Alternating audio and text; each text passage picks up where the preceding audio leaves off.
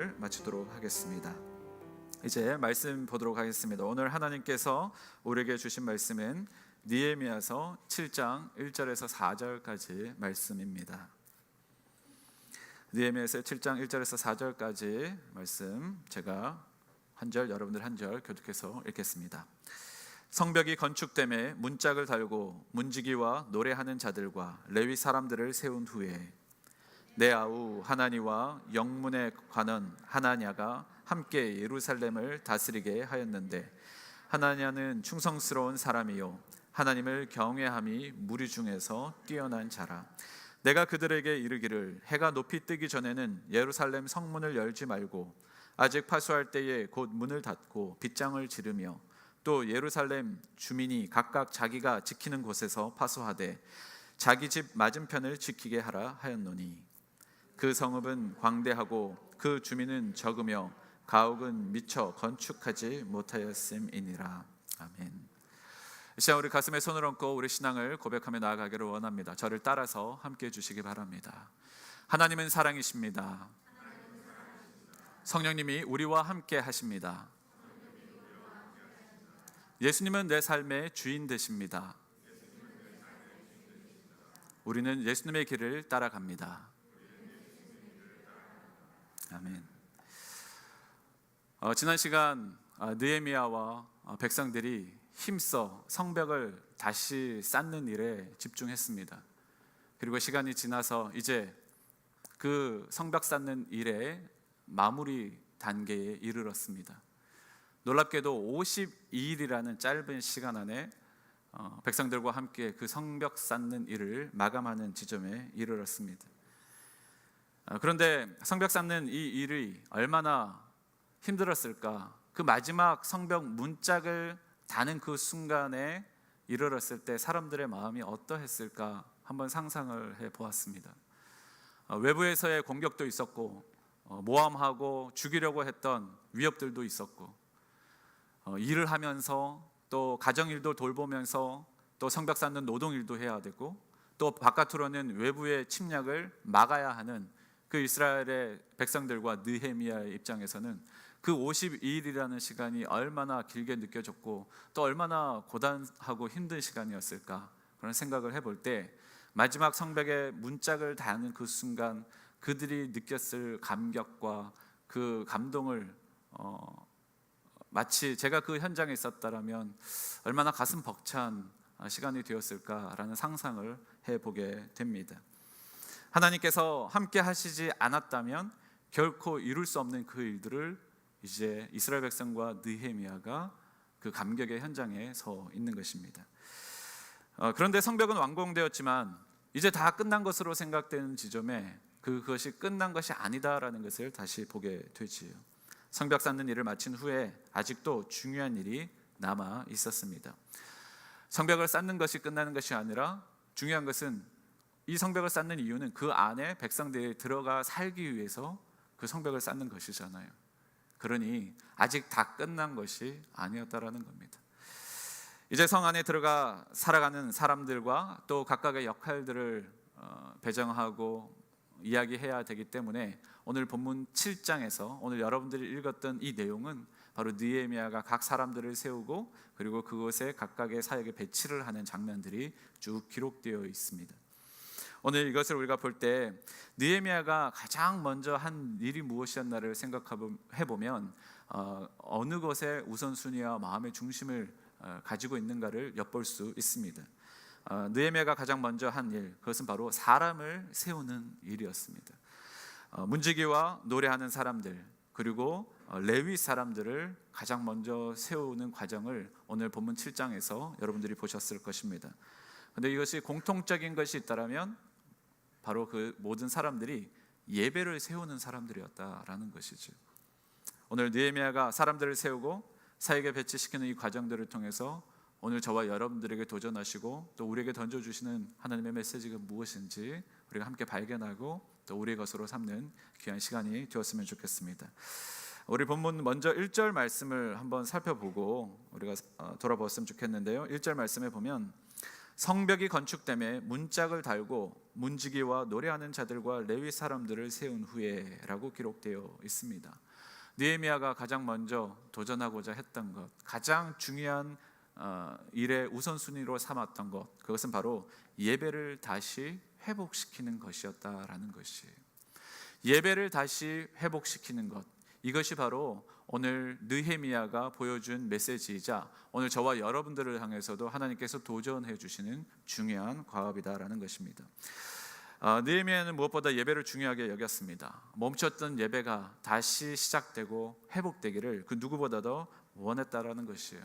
그래서 느헤미야에게 있어서 가장 시급하고 중요한 일로 여긴 것입니다. 그래서 가장 먼저 하나님께 올려드리는 예배를 돕는 사람들을 세운 것이죠. 그 사람들이 바로 문지기와 노래하는 사람들과 레위 사람들이었다라는 것입니다. 공동체를 보면서 예루살렘 성 안에는 이미 70년 전에 세우신 성전이 있었습니다.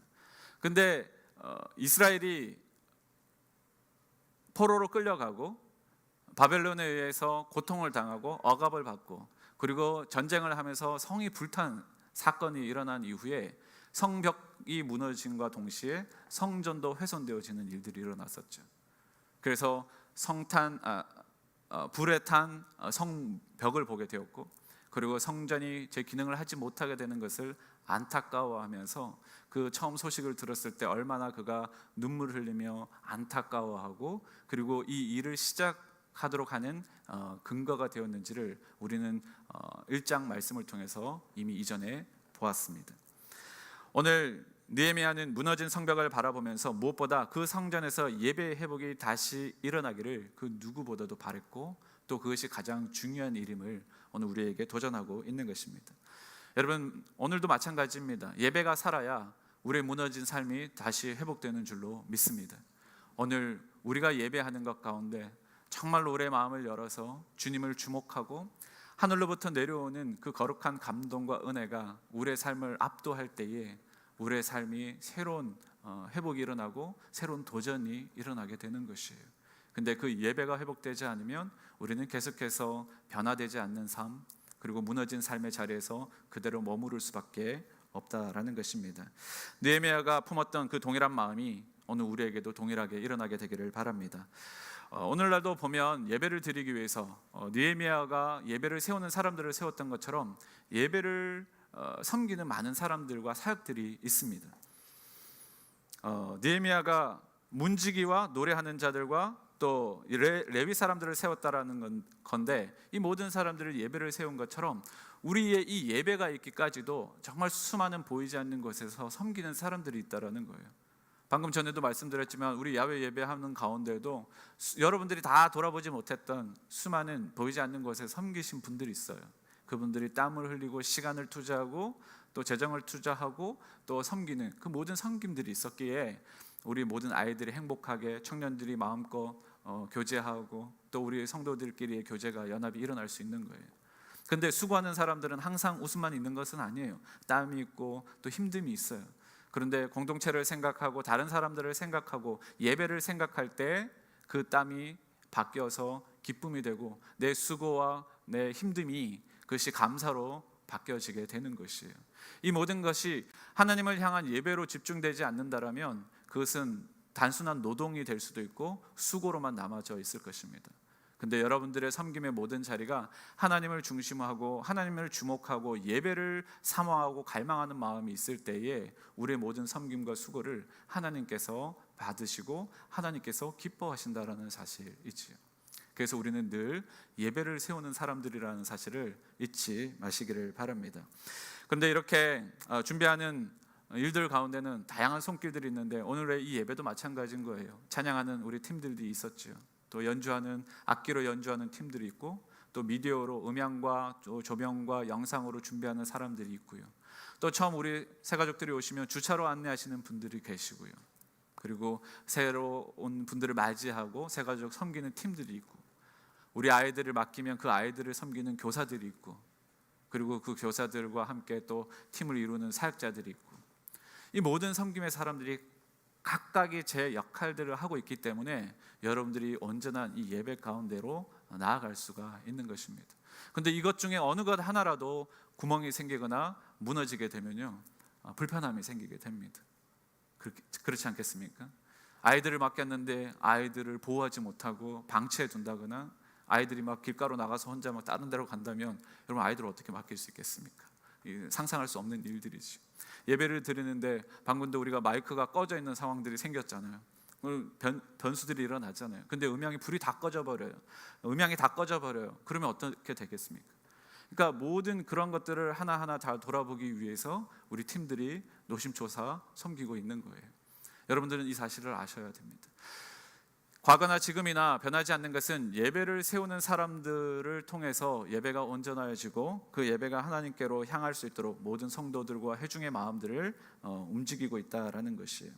이처럼 주님의 몸된 교회는 더불어 함께 세워져 간다라는 것을 우리는 기억해야 합니다. 무엇보다 성도된 우리들은 예배를 세우는 일에 전념하셔야 합니다. 하나님은 교회가 예배를 회복시키는 것에 관심을 많이 가지고 계십니다. 그리고 주일 예배뿐만 아니라 일상의 여러분들의 삶 가운데서도 너희가 나를 찾고 있느냐, 너희가 나를 갈망하고 있느냐, 너희가 나를 예배하기를 원하느냐라는 그 마음을 하나님께서는 늘 관심 있게 보고 계신다는 사실입니다. 여러분, 이처럼 예배는 너무너무 중요해요. 왜 그러냐? 바로 하나님의 마음과 우리의 마음이 맞닿아 있는 그런 통로가 되기 때문에 그렇습니다. 그래서 예배가 무너지면 우리의 삶도 무너지게 돼 있는 거예요.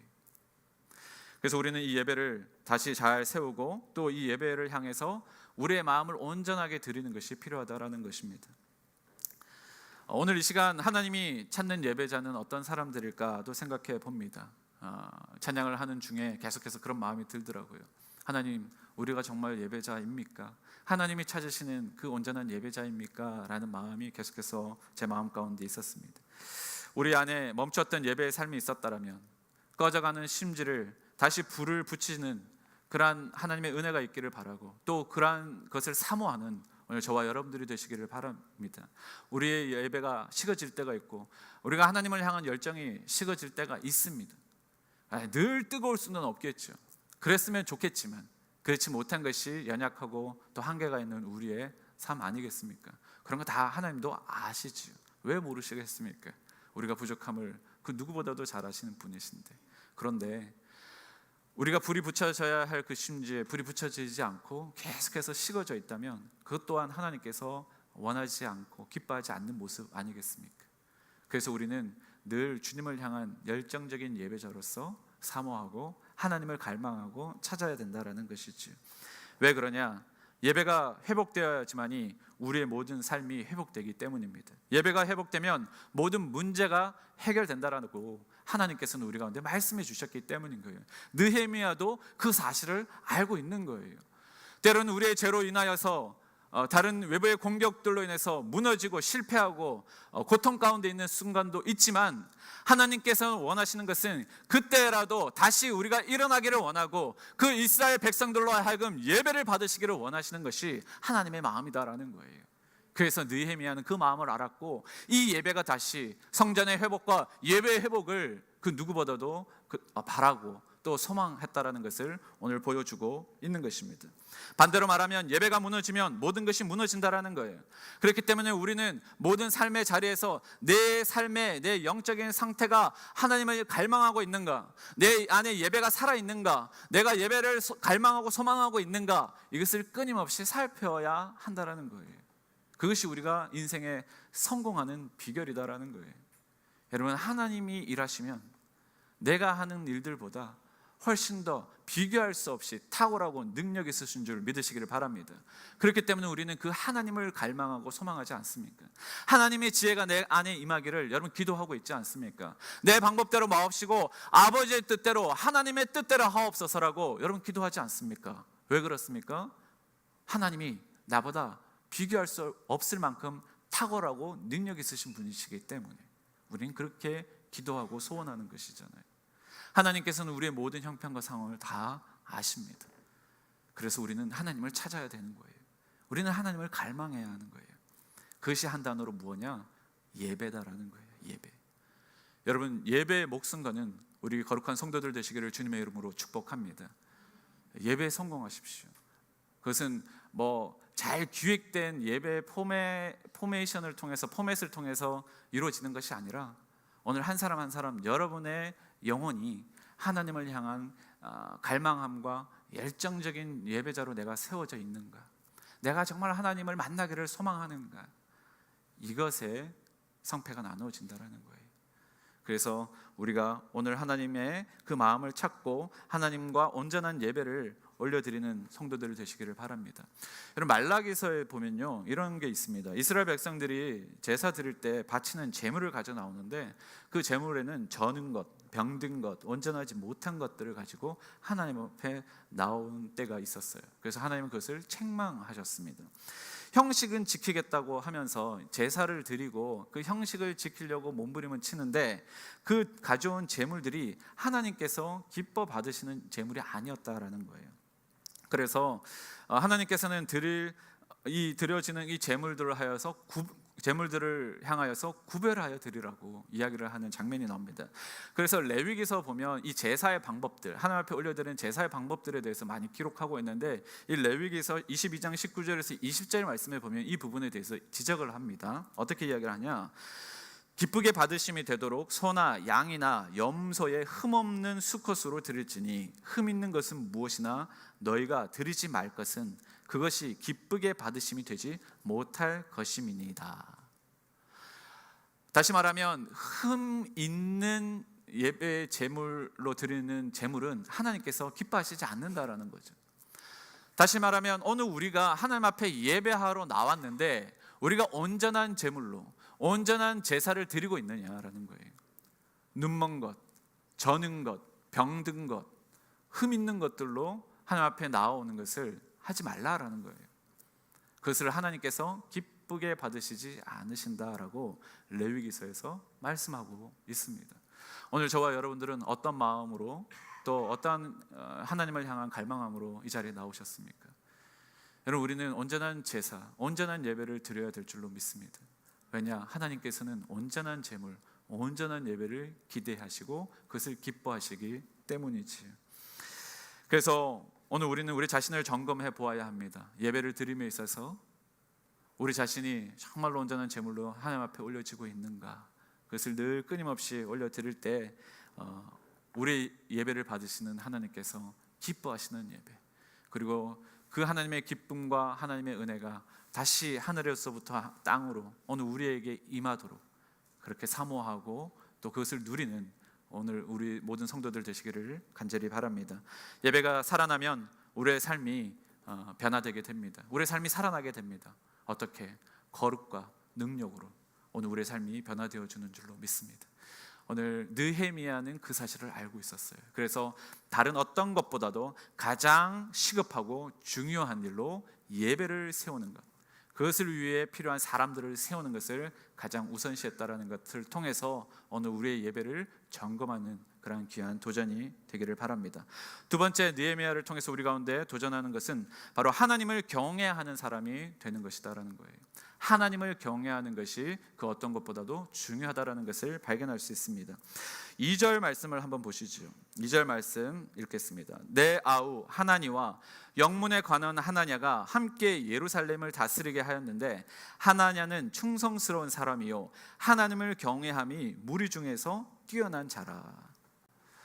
하나니와 하나냐라는 이름이 비슷한 두 사람이 등장합니다. 예루살렘 성벽 관리 책임자로 레위 지파 사람들과 더불어 하나니와 하나냐라는 두 사람을 느헤미야가 선발하고 세웁니다. 여기서 이 하나니는 느헤미야의 형제였어요. 이 하나니가 지금 처음 보시는 것 같지만 사실은 느헤미야서 1장에 이미 등장하고 언급된 사람이었습니다.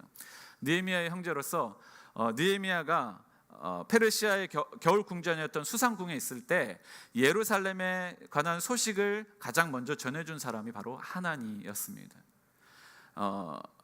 느헤미야에게 사람들이 바벨론의 포로에서 돌아왔지만 여전히 고통과 어려움을 당하고 있고 또 예루살렘 성이 허물어지고 성벽이 불탄 채 남아있다라고 그 소식을 전해줬을 때 느헤미야가 그것에 대해서 너무 안타까워하고 눈물로 밤을 지새웠다라는 기록이 있었지요.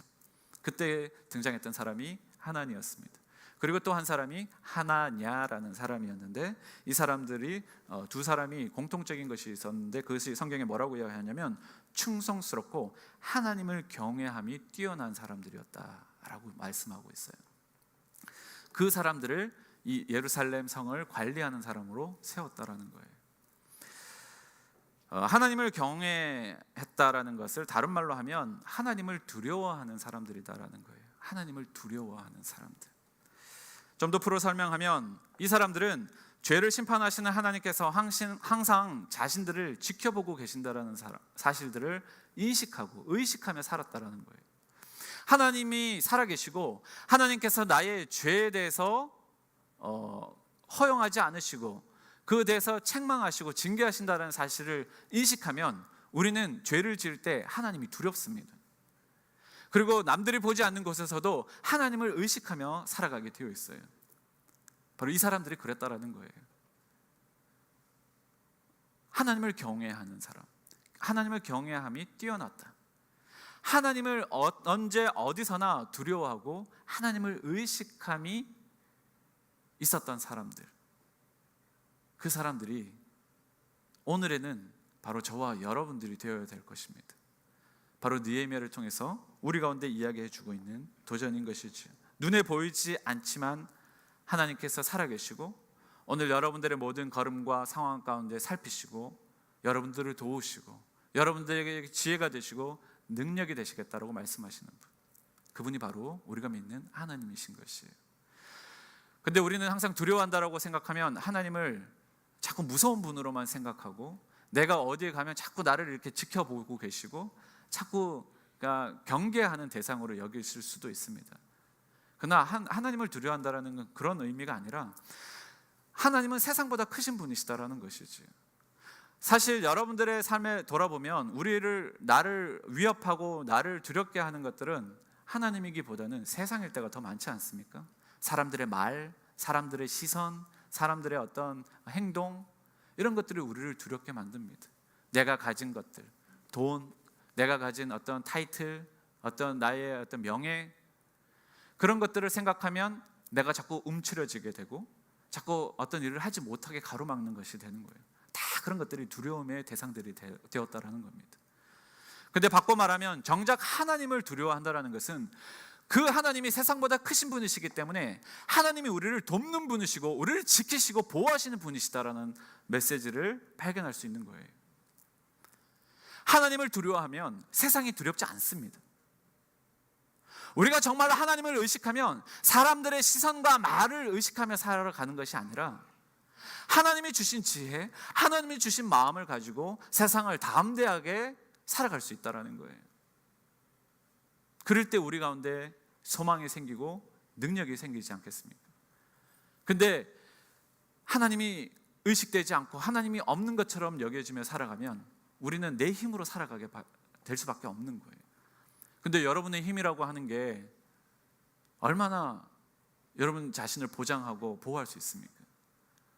우리는 수많은 예측하지 못한 현실 가운데 살아가고 있지 않습니까? 이곳에는 비즈니스로 경영하시는 분들도 계시고 자녀를 돌보시는 분들도 계시고 많은 다양한 일들 가운데 계시는 분들이 계신데 우리의 삶에는 정말 수많은 예측하지 못하는 일들이 우리를 위협합니다. 재정의 문제도 그렇고 건강의 문제도 그렇고 자녀의 문제도 그렇습니다. 우리는 한치 앞을 내다볼 수가 없어요. 근데 우리는 마치 하나님이 없는 것처럼 살아갈 때가 종종 있다라는 거예요. 하나님이 돌보시고 우리를 지키시고 하나님이 우리의 지혜가 되셔서 길을 인도하시는 분이라고 생각되어지면 얼마나 그것이 마음에 든든함에도 불구하고 우리는 자꾸 하나님이 없는 것처럼 살아간다는 거예요. 그리고 자꾸 세상을 의식합니다.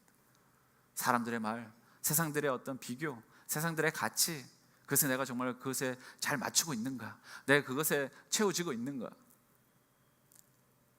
근데 얼마만큼 그 모든 것들을 다 만족하고 채우는 사람들이 있겠습니까? 그러니 다 세상이 두려운 거지. 세상이 나를 위협하는 것 같지. 그리고 나는 되게 보잘것없는 것 같고 자꾸만 옆에 있는 사람들하고만 비교하게 되는 거죠. 남들보다 조금 더 가졌다고 우쭐대고 남들보다 조금 더 없다고 위축되고 뭐 그런 반복들 아니겠습니까? 여러분, 우리가 정말로 두려워할 대상이 누구입니까? 우리가 두려워할 대상은 세상이 아닙니다. 하나님은 사람들을 창조하시고 모든 인생들을 땅에 번성하고 충만하라고 명령하셨어요. 하나님의 형상을 입어서 우리는 하나님의 자녀가 되었습니다. 여러분, 그런 존귀한 자들이다라는 거예요. 여러분, 우리는 누구를 의식해야 하는 거예요? 누구를 두려워해야 하는 거예요? 사람들도 아니고 세상도 아닙니다. 우리가 두려워해야 할 유일한 대상은 한 분 하나님이시다라는 사실을 기억하시기를 바랍니다. 여러분, 하나님을 두려워하면 세상을 두려워하지 않습니다. 세상이 두렵지가 않아요. 그래서 그러한 담대한 믿음이 오늘 저와 여러분들 가운데 있었으면 좋겠습니다. 그런데 하나님을 두려워하며 사는 사람들은 그러면 어떤 특징들이 있을까 좀 생각을 해봤을 때 몇 가지 모습들이 있더라고요. 한 가지는 죄를 짓는 것을 두려워합니다. 죄 짓는 걸 두려워하죠. 하나님이 보고 계신다는 생각 때문에. 또 어떤 것이 있냐면 어떤 사람을 모범으로 삼기보다는 성경의 말씀을 따릅니다. 말씀, 하나님의 말씀, 그 말씀을 따르게 되죠. 그리고 어느 곳에 있든지 경건에 힘씁니다. 항상 기도하는 것을 소홀히 하지 않습니다. 이웃에게 함부로 대하지 않습니다. 무엇보다 늘 하나님의 마음에 관심이 있습니다. 이것이 하나님을 두려워하는 사람들의 몇 가지 특징들이더라고요. 토마스 왓슨이라는 사람이 있습니다. 17세기 영국의 목사이자 신학자이고 또 청교도 시대를 가장 빛나게 했던 대표적인 목사님 중에 한 분이십니다. 이분이 쓴 책이 있어요. 거룩한 두려움이라는 책이 있습니다. 이 책에서 이런 이야기를 합니다. 하나님을 두려워하는 자는 하나님을 기쁘게 하는 일을 최우선으로 생각합니다. 하나님은 그분을 두려워하는 자에게는 가장 좋은 친구이지만 그렇지 않은 자에게는 가장 무서운 적이십니다. 이렇게 이야기를 하죠. 여러분, 하나님을 두려워하는 것은 우리가 두려워 떨며 어찌할 줄 모르는 것이 아니라 하나님을 기쁘시게 하는 일을 최우선으로 삼는 사람들이다라는 거예요. 오늘 여러분의 삶에 있어서 가장 시급하고 중요한 일이 무엇입니까? 그리고 그것은 무엇 때문에 그렇습니까? 여러분, 하나님이 기뻐하시는 일, 하나님이 두려워하는 사람들은 하나님이 가장 기뻐하시는 일을 가장 시급하고 중요한 일로 여기는 사람들이다라는 사실을 기억하십시오. 그리고 그 모든 것들을 다스리시고 우리를 도우시는 그 하나님을 적으로 삼지 마시고 가장 가까운 친구로 삼으시는 저와 여러분들이 되시기를 바랍니다. 여러분, 하나님을 두려워한다는 것은 무서운 게 아니에요. 너무나도 좋은 거예요.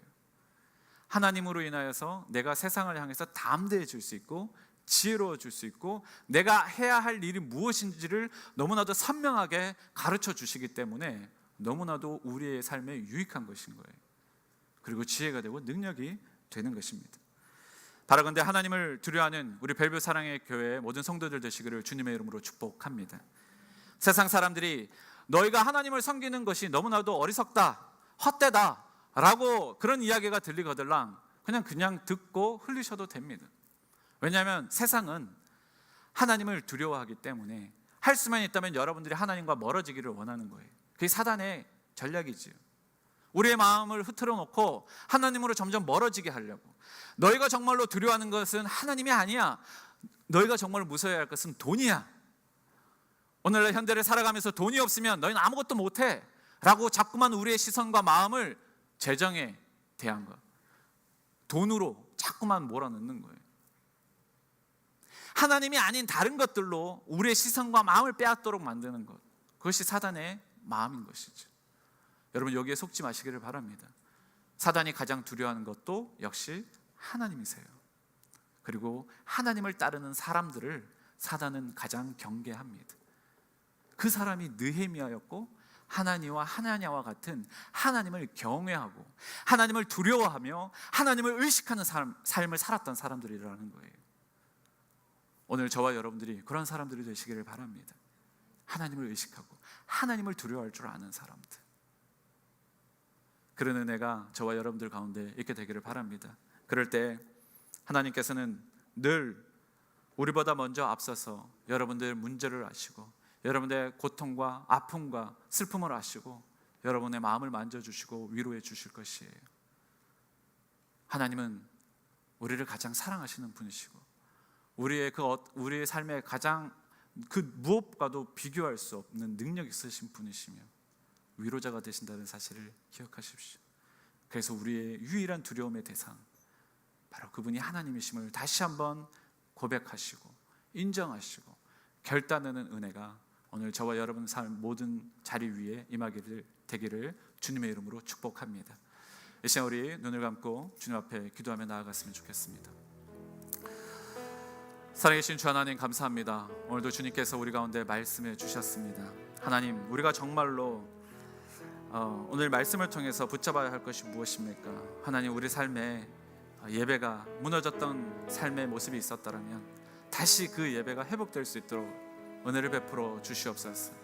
세상을 의식하며 세상을 두려워하며 살아가고 있었던 우리의 모습이 있었다면 다시 우리의 시선과 마음을 주님께로 향하게 하여 주시고 하나님을 의식하며 하나님을 두려워하는 믿음의 인생이 될 수 있도록 역사하여 주시옵소서. 그래서 늘 우리의 삶을 통하여서 하나님의 영광을 드러내고 하나님이 기뻐 받으시는 온전한 예배를 올려드리는 삶이 될 수 있도록 우리를 인도하여 주시옵소서. 그럴 때 예배가 회복될 때 우리의 삶에 무너졌던 것들이 회복되어 질 줄 믿고 또 하나님 그 예배가 회복됨으로 우리의 삶에 다시금 소망이 일어날 수 있음을 경험하는 누리는 복된 믿음의 인생이 될 수 있도록 인도하여 주시옵소서. 주님, 오늘 우리가 주저하고 있는 그 모든 것들, 우리를 아프게 만들고 우리를 고통 가운데 임하게 하고 우리를 슬프게 하는 것들이 있다면 하나님의 은혜의 손길, 긍휼과 위로의 손길로 만져주셔서 하나님 그 모든 것 안에서 하나님과 함께 위로받게 하여 주시고 하나님과 함께 다시 새로운 믿음의 도전이 일어나는 거룩한 믿음의 영적 도전이 우리 가운데 일어나게 하여 주시옵소서. 주님께서 그렇게 역사하여 주실 줄 믿사오며 모든 말씀 예수님의 이름으로 기도합니다.